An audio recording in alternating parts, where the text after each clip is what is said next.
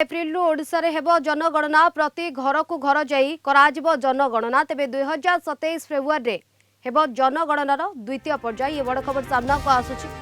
प्रति घर को घर जाई कराजिबो जनगणना एप्रिल ओडिशा रे हेबो जनगणना ये बड़ सूचना सामना को आसुची। 2027 फेब्रुआरी रे हेबो जनगणनार द्वितीय पर्याय। अधिक सूचना पे आम सहित फोन लाइन रे जोड़ी होछन्ती आम सीनियर करेस्पोंडेंट प्रीतिकांत नायक। प्रीतिकांत, एप्रिल ओडिशा रे जनगणना हेबो कोन सविशेष सूचना हे बाबद रे? शिवानी देखंतु डीसी डेवलपमेंट कमिशन अध्यक्षतार लोकसभा भवन रे जनगणना नहीं कि आज एक उच्च स्तरीय बैठक होता कौन एबे सुधा प्रस्तुति होती से संपर्क चर्चा आलोचना होता। निष्पत्ति होती जे एप्रिल रु मे मास भितर जनगणना दीटी पर्याय हम आउ एप्रिल रु मे भितर फास्ट फेज टा आरंभ हम।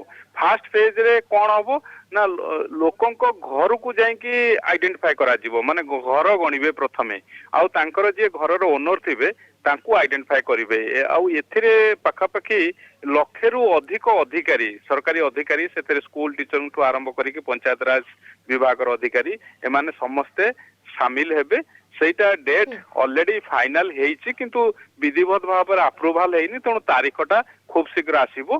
तेणु एई वर्ष एप्रिल रु मे भितरे आरंभ हम घर गणना अर्थात ये जो जनगणनार सेंसस रो फास्ट फेज टा आरंभ हम आउ जो पूर्व निष्पत्ति अनुसार द्वितीय फेज थी अर्थात ये घर गणना सरिबा परे तापरे जनगणना हम जो पॉपुलेशन सेंसस टा हम सेटा फेब्रुआरी 1 2027 मसीह हम सेटा मध्य मासे धरिकी चलिबो।